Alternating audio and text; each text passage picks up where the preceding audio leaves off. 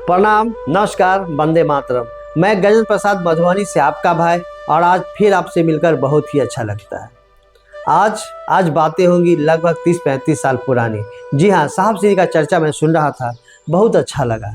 मैं प्रयास कर रहा हूँ कि मैंने जो सुना है उसे आपके समक्ष बातें करने का। बहुत ही प्यारा जिज्ञासा है, और वो जिज्ञासा क्या है, आइए हम आप उस जिज्ञासा को पहले सुनते हैं। आपको ध्यान होगा कि पहले साहब श्री का जब महोत्सव होता था ना, तो जब उनकी चर्चा विराम लेने के करीब होती थी तो प्रश्नकाल आता था, यानी साहब श्री के पास लोग जिज्ञासा रखते थे। उसी जिज्ञासा का एक अंश है जो मैंने साहब श्री के चर्चा को सुना, और उसे मैं आपके समक्ष रखने का प्रयास कर रहा हूँ। उस जिज्ञासा को पहले ध्यान से सुनिए, और मैंने क्या सुना उसका उत्तर, उस जिज्ञासा का समाधान, वो भी मैं आपको सुनाऊंगा। पहले आइए जिज्ञासा को सुनते हैं। आप कहते हैं कि डायरेक्ट शिव को अपना गुरु बना सकते हैं, तो क्या आप बिजली का डायरेक्ट 33,000 वोल्ट क्यों नहीं लिए अपने घरों में? 230 वोल्ट क्यों लिए हैं? क्या राम को पता नहीं था कि शिव गुरु हैं?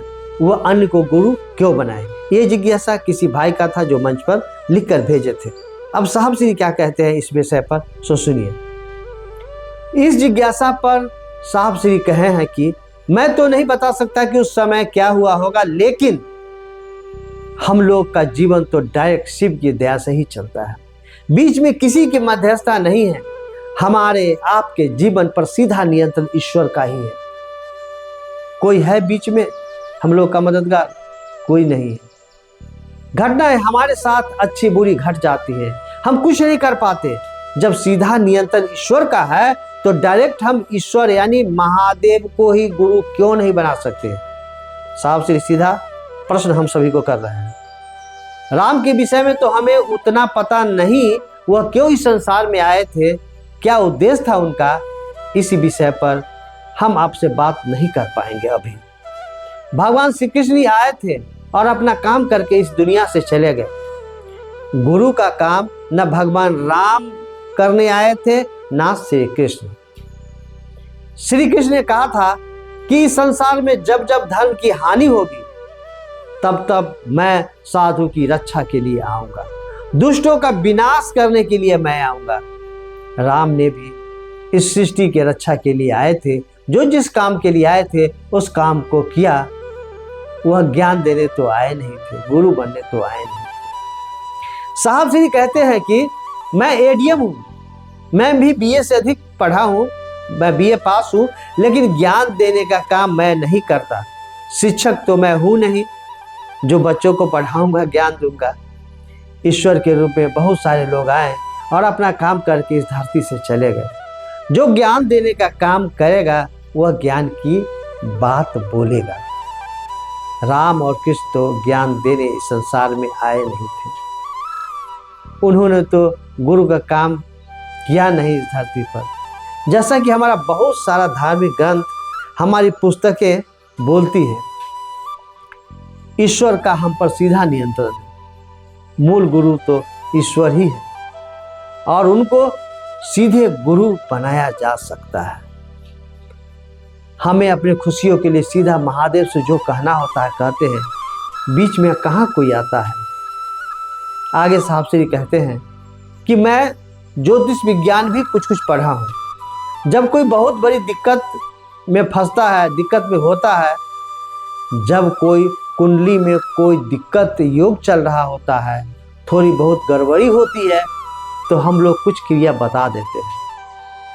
लेकिन ज़्यादा कुछ होता है किसी की ज़िंदगी में, जैसे काल सर्प योग आ गया या बड़ा से बड़ा कोई कष्ट आ गया, तो बड़ा से बड़ा ज्योतिष या छोटा से छोटा वो यही कहता है, जाइए महादेव का रुद्राभिषेक करवा लीजिए, पार्थिव शिवलिंग का पूजन करवा लीजिए, नमः शिवाय का जप करवा लीजिए।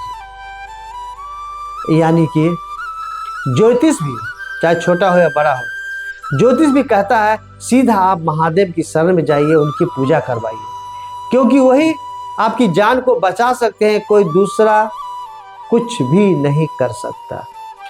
सभी आपको महादेव के पास ही रेफर करेंगे, कोई दूसरे देवी देवताओं के पास रेफर नहीं करता।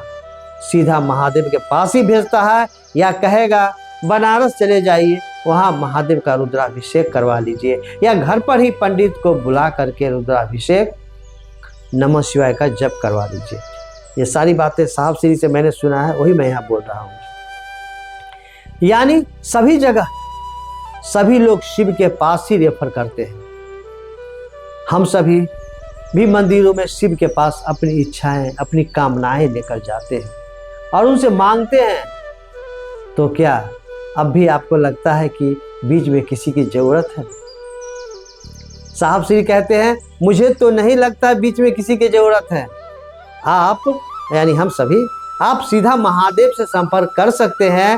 हमारे इतिहास के पन्ने, हमारे धार्मिक ग्रंथ पुराण के पन्ने तो कहते हैं कि शिव आदि काल से लोग गुरु मानते आए हैं। शिव को आदि काल से लोग गुरु मानते आए हैं। शिव के शिष्य बहुत ही काबिल विद्वान लोग हुए हैं, बहुत ही अच्छे अच्छे लोग हुए हैं शिव के शिष्य। शिव के शिष्य मच्छिंद्रनाथ हुए। उन्होंने कहा कि शिव मेरे गुरु हैं। मच्छिंद्रनाथ के शिष्य थे कौन? गोरखनाथ या गोरक्षनाथ। वो कहते थे कि शिव मेरे पितामह गुरु हैं, यानी मेरे गुरु के गुरु हैं। शिव के शिष्य हुए हैं जालंधर नाथ, मणिभास्कर हुए हैं, तिरुमूलर हुए हैं।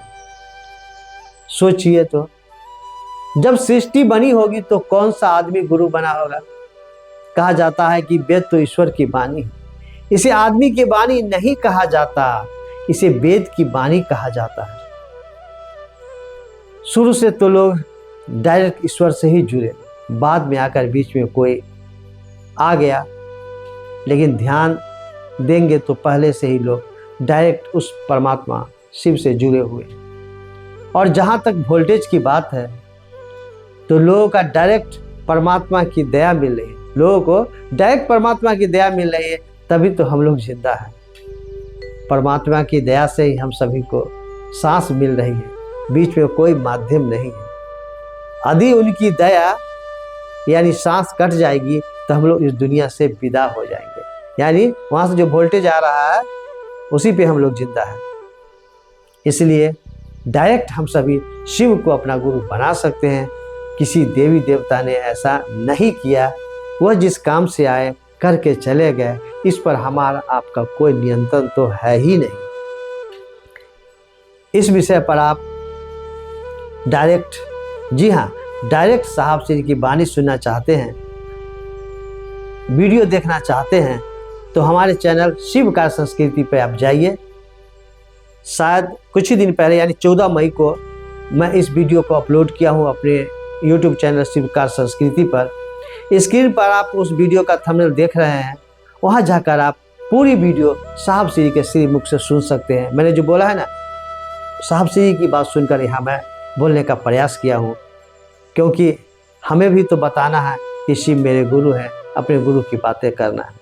आप भी साहब श्री की वाणी को सुनिए और साहब श्री की वाणी ही लोगों के समक्ष रखने का प्रयास कीजिए, क्योंकि उनकी वाणी में वो ताकत है कि लोगों के पास जब कहेंगे ना तो वो स्वयं इस बात को समझेंगे। और साहब की बातों में उतनी ताकत है कि लोग कहिएगा कि शिव को गुरु बना लीजिए तो बना लेंगे। हमारी आपकी ताकत का क्या, कुछ भी नहीं।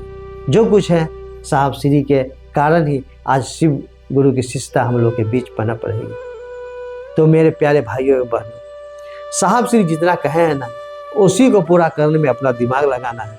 अपना दिमाग लगाकर साहब श्री की बातों से अलग कुछ नहीं करना है। बस ध्यान देना है कि शिव मेरे हैं, साहब श्री दीदी माँ मेरी है, उनके बातों के लेकर जो चल रहे हैं वो भी मेरे अपने हैं। और इनके बातों से अलग, इनके विचारों से अलग कोई कुछ कर रहे हैं तो उस बातों पर ध्यान नहीं देना। YouTube पे बहुत सारा वीडियो है जो साहब श्री का है, उसे सुनिए। मैं भी सुनने का प्रयास करता हूँ और आप लोगों के समक्ष लाने का भी प्रयास करता हूँ। फिर मिलेंगे किसी और दिन, तब तक के लिए आप सभी गुरु भाई बहनों को मेरा प्रणाम है। और हाँ, यदि आप सभी सब्सक्राइब नहीं किए मेरे इस चैनल को तो सब्सक्राइब कर लीजिए। कमेंट में अपना विचार जरूर लिखिएगा कि आप लोग आते हैं, सुन लेते हैं, सुनना चाहिए, इसीलिए तो मैं डालता हूँ साहब श्री की वाणी को। और कमेंट में अपना विचार जरूर लिखिए कि आप सुने हैं। क्या उससे क्या होता है कि आप जो विचार लिखेंगे ना तो बहुत सारे भाई बहन पढ़ेंगे, आपका चर्चा का जो बात है वो भी पूरा हो जाता है, क्योंकि आप कुछ बोले वो कोई सुने और उस कार्य पे चलने लगे, ये भी तो एक चर्चा ही है। चर्चा का मतलब क्या है कि हम जो किसी को बात बताते हैं, समझाते हैं, साहब की वाणी जो बताते हैं अपने हिसाब से, और वो शिव गुरु कार्य कर रहे, यही तो चर्चा। चर्चा का मतलब क्या है कि लोगों को शिव की ओर उन्मुख करना। और यहाँ कमेंट में भी आप अपना विचार लिखेंगे तो उसे पढ़कर भी तो लोगों को अच्छा लगेगा, शिव कार्य चलने में सहूलियत होगी। तो सब्सक्राइब नहीं किए हैं तो कर दीजिए, कर लिए हैं तो कोई बात नहीं। और इस वीडियो के लिंक को अन्य और भी भाई बहनों के पास भेजने का प्रयास करें। फिर मिलते हैं किसी अन्य वीडियो में, तब तक के लिए आप सभी भाई बहनों को मेरा प्रणाम।